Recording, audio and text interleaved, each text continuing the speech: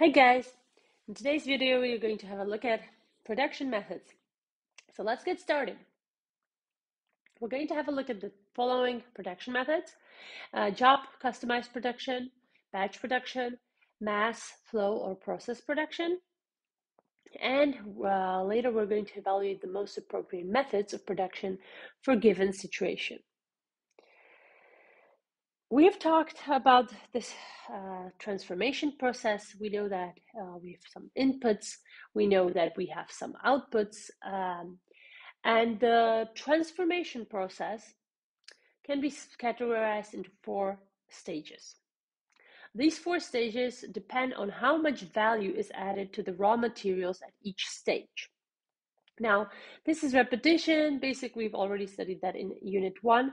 The four stages are the 4 stages of production, let's say, or let's say economic sectors. The first sector, the primary sector, is turning the raw materials or actually extracting them or processing them. So, and not turning them into anything, but basically extracting them from the original source.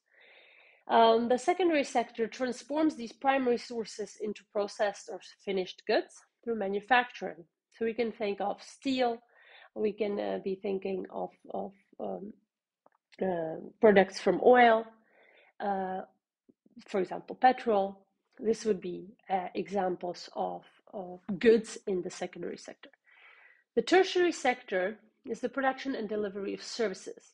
Okay, and here I would just like you to again remind yourself of the difference between tertiary sector and quaternary sector. What are the services that we mean when we're talking about tertiary sector? Here it will be the finance, insurance, travel and tourism, transportation and healthcare, for example.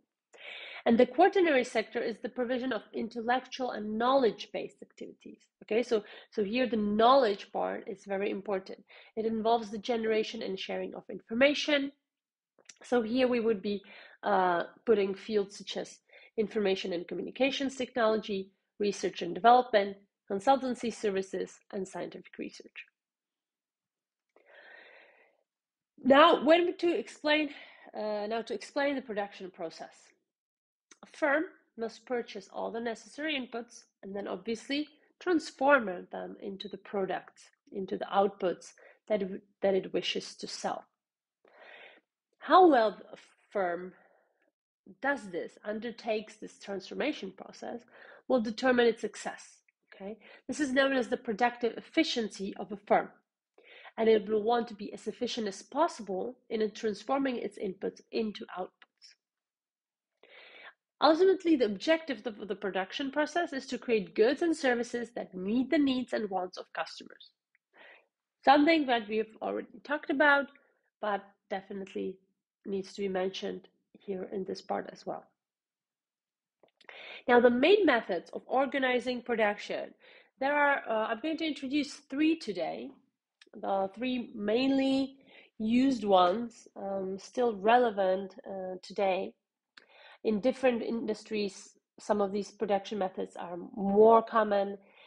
In other industries, other production methods are common. But you need to know the differences, and you need to know the advantages and disadvantages of each. So the first type is job production. I have this picture of a lady with scissors and some pieces of cloth and a figurine. Then batch production would be represented by this man making some dough or some bread, baking bread. And then the third one would be full production, would be a man working in the soda production. So let's start with the first one. How to produce a customized suit. What would be the best way to handle this particular product? Okay, on purpose I put a picture of a suit, of different suits. You can see from the picture, or at least we can assume that that has very high quality materials involved. It is very well fitted for the customer. It probably has buttons, threads, the little details that the customer wanted. And it is, and I'm saying it's a customized or tailored made suit on purpose. Why? Because of first of all, because of the way how it fits in, also because it is a great example for a product that would be for which the job production method would be used. Job production is about customized production. Okay, here it's about creating one-off products or a small number of items. Normally, you would have the products made to customer specifications, and an example would be a wedding cake or building project or the tailored suit that we saw earlier. These types of or this type of production is going to be often undertaken by small specialist businesses. Okay, we should be here thinking about architects, plumbers, shipbuilders, road builders. We said bakers, suit makers. How do you say it? Oh, tailors. These would be examples of small specialist businesses. So, what are the disadvantages of job production? Because it's a one-off item that we're producing, it is specially designed for each customer separately, it tends to result in high unit costs. Often because of the fact that you're producing one special product for a special customer, means that you cannot use bulk buying economies of scale. It often takes a long time to complete because you're really investing a lot of care, a lot of time into that particular product to make it very high quality. It is very labor intensive. Now, remember from Unit 1, what does labor intensive mean? It means we're investing a lot of labor, a lot of people's time, people's skills into producing that particular product.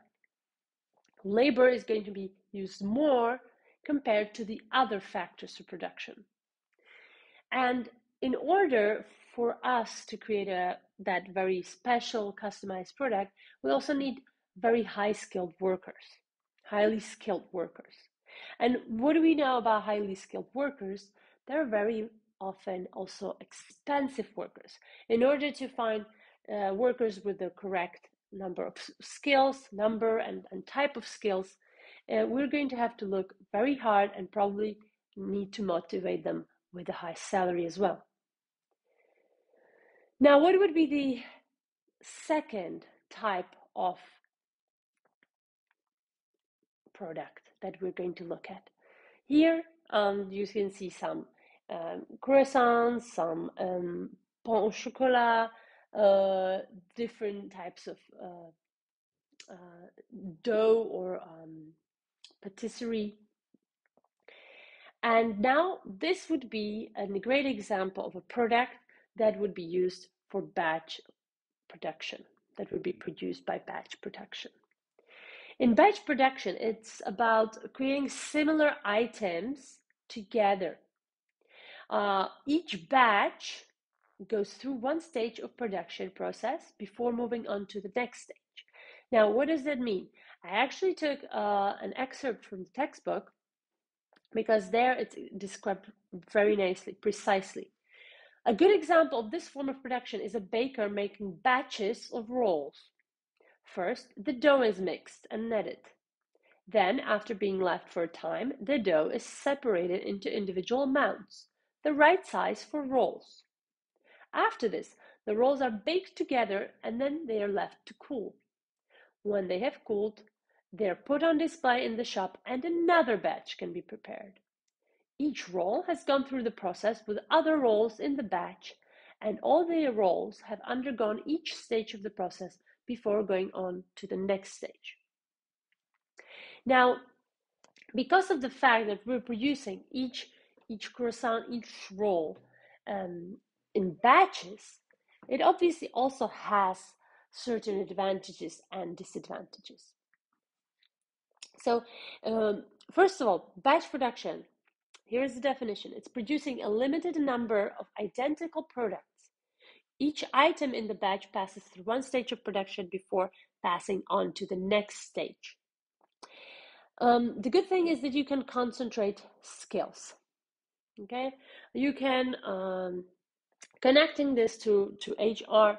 You can have, for example, for each let's say stage of the production, you can have a different person. One person is just going to be making dough repeatedly, constantly, just making dough. He can get specialized in that particular stage of production. Then you can have a different person that is going to just create the rolls, let's say, shape them into the rolls that we were trying to make. And with specialization, obviously, this might lead to higher productivity. This might lead to higher quality of the finalized product. But also, it doesn't have to, because if people are going to get demotivated by doing the same task over and over and over again, then they might become sloppy. They might not do such a great job. So it has its advantages and disadvantages, but that's basically what we mean by concentrating skills. And the second advantage is that you achieve better use of the equipment, and so produce good quality products more economically than if you would be manufacturing them individually. Now, just think about it. If you're going to be putting a bunch of rolls into the oven, you're using the oven to create, let's say, I don't know, 12 or 20 rolls at the same time. You're not heating up the oven only for one croissant, right? That would not be economically wise, right? So this is why we are actually using batch production to achieve the better use of the equipment. Now, at a disadvantage, the individual items that have to wait for the others means that there are a lot of work in progress stocks. Okay, maybe as you can see this in this picture, the man has a lot of trays of, so let's say, semi-finished rolls, and he's going to put them in the oven only once he has all of these filled in. Maybe a customer is waiting for one of those rolls, but no, he needs to actually make the best use of the oven, so he needs to fill it up to its maximum capacity. And that's why we have a lot of work in progress rolls waiting for us, or waiting for the person to actually finish all the rolls to fill in the oven. Work may well be boring and demotivating for the workers. We already talked about that. If batches are small, then unit costs are likely to remain high. Yeah, so now if we're talking about batches, such as the bakery example that we're giving, yes, you're probably going to achieve higher economies of scale than if you would just be making one of like one special wedding cake or one special croissant, customized for the individual individual customer, the same way as we did in job production. However, still, it's the fact that you're waiting for, let's say, 20 croissants isn't going to be the difference between economies of scale that are going to cut unit costs that much, and those economies of scale that you're achieving with batch production. There's often a need to clean and adjust the machinery after each batch has passed through. So now think about, let's say, some kind of, okay, let's say the oven as the machine. You might have to have different temperature for different type of dough. You might have a different temperature for croissants. You might have different temperature for bread, And you need to, each time that you're putting a new product in, you need to adjust it to each batch, perhaps clean it as well. So these are some disadvantages of batch production.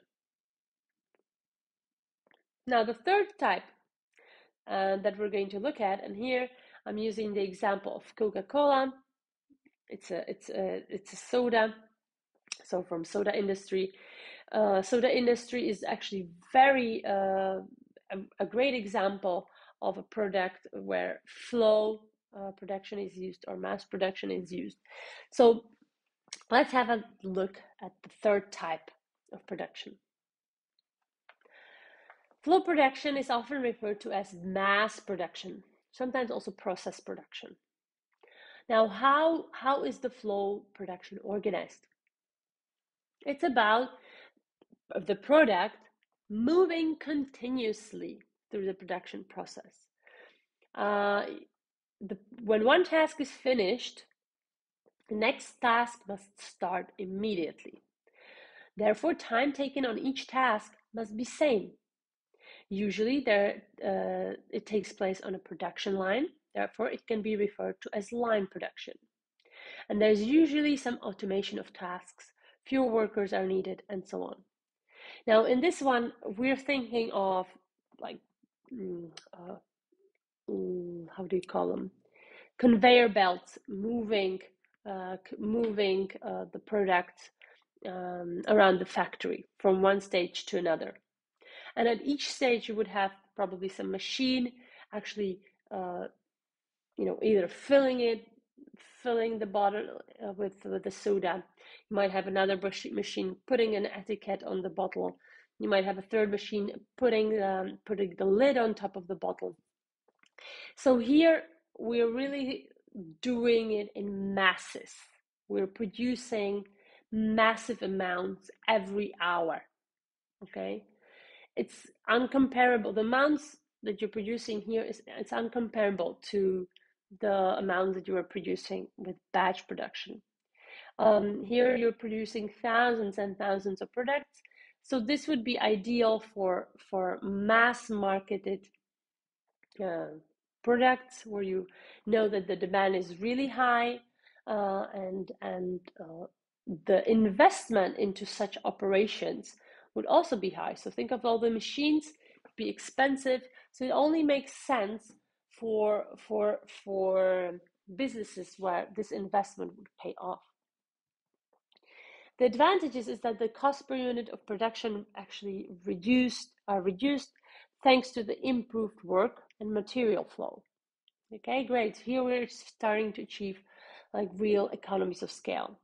It is suitable for manufacturing of large quantities. Okay, we said that it's very capital intensive. Okay, so it means that it can work at night and over weekends if necessary with little labor input. So here, this is why I was saying we need to have large like capital investments into those machines. It is very expensive machines.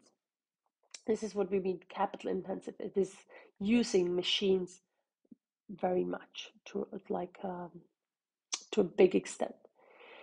It is easy to plan output and input. So here it might be used for some just-in-time stock control. It is good if it's easy to plan, then you can also work very closely with the marketing department and produce some sales forecasts very easily. And it has consistent and high quality. Why the word high is in brackets, because obviously the quality is going to be as high as you want it to be, not higher. But the good thing is that it's always going to be a consistent quality. If there is some fault in the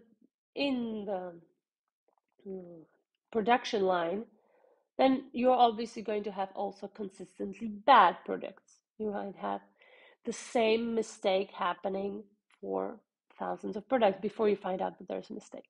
But if everything is set right, then you'll have consistent quality, good quality.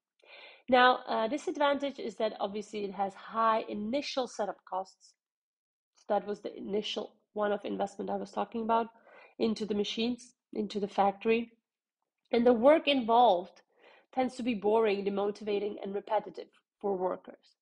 So it is not labor intensive, so it is mostly capital intensive, but the workers that do work there, that are actually there in order to set up or maybe um, work or take care of the machines, let's say, those those might be demotivated because of how boring their job is. But this is just one of the disadvantages that the book mentioned. It doesn't have to be that way always.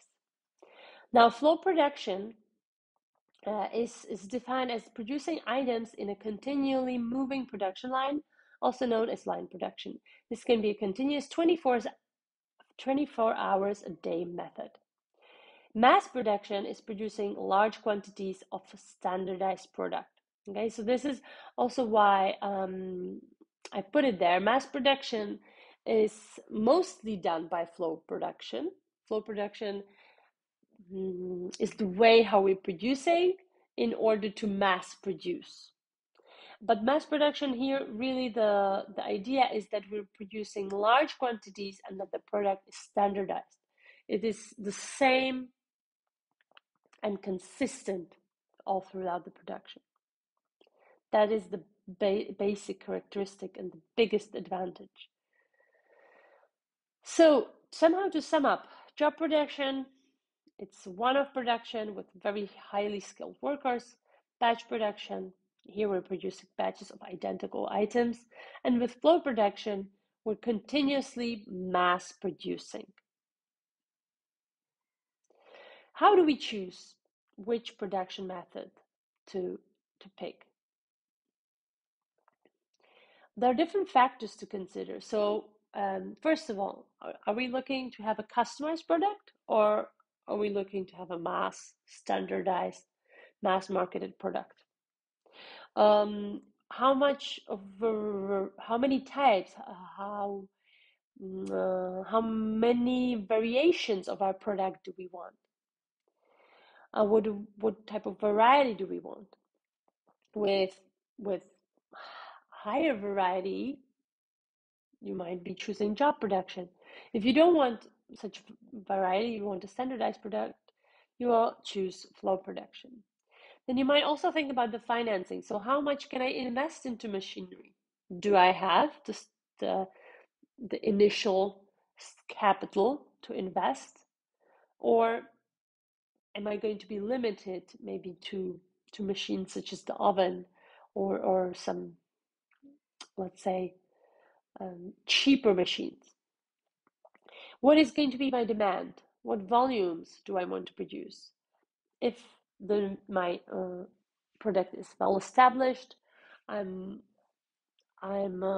present on all the markets around the world, then obviously job production is probably not going to cut it. What about my skilled workforce? Do I need skilled workforce? Do I have skilled workforce? How is my what is my workforce going to prefer? If I have a lot of skilled workers, then they're probably not going to want to be part of a flow production because their skills are not going to be used there. So you might also look at it from the other point of view, like what human resources I have available. And to sum up, we can put the three different production methods onto a graph, where at the bottom we're going to look at the product volume, where it's going to rise from low to high. And on the left, we're going to put product variety as the second variable. Job production, batch production, and then flow production is going to be put on the graph. This way, if I want high product variety but low product volume, I'm going to pick job production. If I want semi-high, sort of the product variety is going to be in the middle, and I want kind of higher product volume than for job production, I'm going to pick batch production. And then the highest product volumes with the lowest product variety can be achieved through flow production.